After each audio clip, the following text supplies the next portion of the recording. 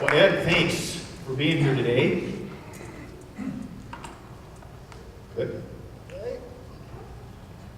Now, Ed, I know we're going to be focused on a lot of the some of the tough stuff that you've been through, but you've had a great life as well. You and Ginny have been married for how long? What, 62 years, 63? Wow.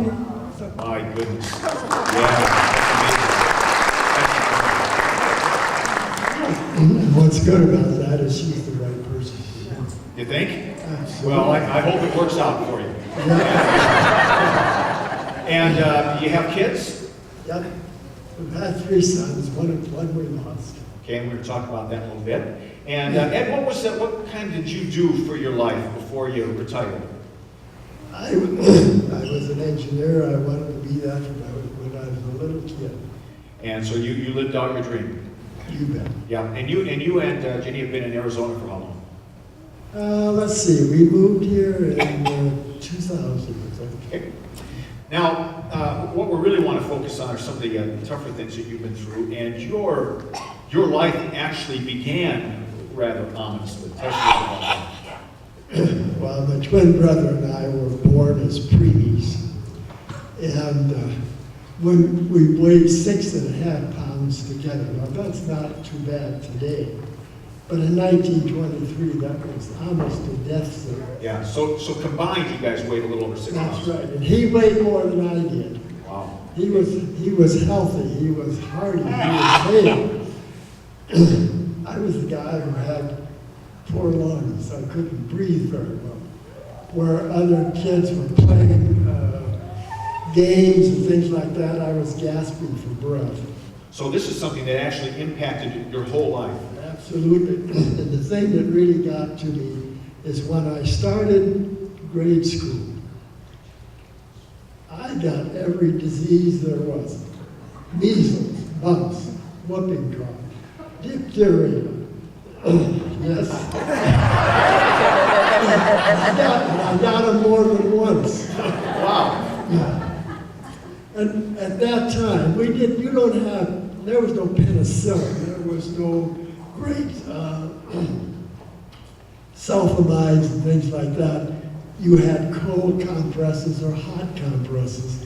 You had mixed vapor rub on your chest so you could breathe, and cod liver oils you could do the other end of it. But through all of this, my mother insisted that I do my schoolwork. I have homework. And she went to the library and got other books. And it's through this process, even though I was not always on my back, but I learned how to read. Learned how to read and how to study. And that has helped me through my whole life, through high school, through college, through working. Wow, okay. So you had a very devoted mom who just, she recognized that you had some challenges, but she wasn't going to let them hold you back. My parents were unusual people. They were born in Holland, and they wanted education for us kids, and by gosh, we got it. Now, whether we liked it or not. Right. Now, you mentioned you had a twin brother, right, and you lost him. Right. He and I were fraternal twins. He was totally different. When he was born, he was a little underweight, but he developed normally. He had big muscles, and he was athletic. And I was just about the opposite of that. But he did his thing. When he got out of the service, in fact, when he went in the service, he went in the Army, went in the Rangers. He wanted to get there and start shooting and fighting and stuff like that. I went into the Navy. We were totally different people. We were brothers, that's true, but that's about it. We just had that. And when he went to when he got out of service, he took his GI Bill and learned how to fly. And that was his passion. And when he, let's see, 30 years ago or so, he was flying a 4-engine boring bomber that he had built up himself, and he and a couple other fellows were flying, and he and his son went over the edge of a ridge, and that ridge had a big tree in the front of it. Well, when you hit a tree at 275 miles an hour with a big bomber, that's it. But the thing is that it wasn't his passion. That one of the things that I don't regret his life. I lost a spiritual and emotional bond when that happened. Yeah. But I really admired my brother. He was my alter ego. He was the adventurer, the warrior, the gutsy, go wherever you wanted to go. He could do that. He did things that I couldn't possibly do or even wanted to do. But it was nice to have that alter ego sitting in the back over there saying, gee, you know, if I wanted to be this, I could be this eventually too. Yeah. So this was about 30 years ago. A little more, yeah, about 30 years ago, yes. Now, was your family a family of faith? Were you raised in the Christian faith? I didn't start going to church until I was in my mid-40s. Wow. Up to that time, Now, was it Jenny who got you going? no. Our kids actually dragged us in. Okay, all right. Up to that time, it was just another, I had enough problems, I didn't need those.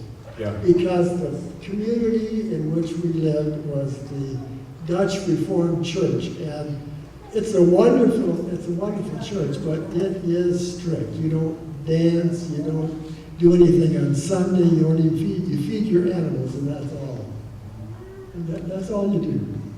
And my parents had actually escaped Europe to get away from them. Yeah. And so what I saw was probably the worst part of organized religion. Okay. So fortunately, I had transferred from Washington State to California with my job.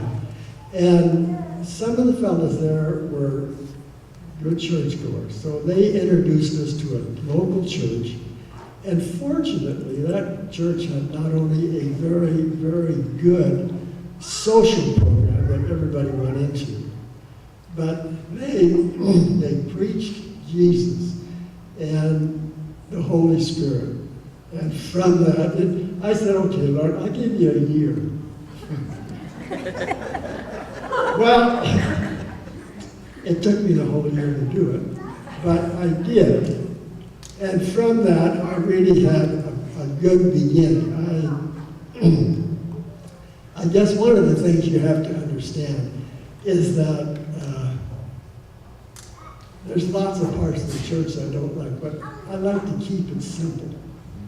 You know, when Christ called John and his brother, Peter and his brother, he didn't say, bring your Torah. He didn't say, put your sackcloth on. What he wanted him to do is to simply follow me. And when you get Christ, you get the Holy Spirit, and you get the teacher inside of you. Yeah.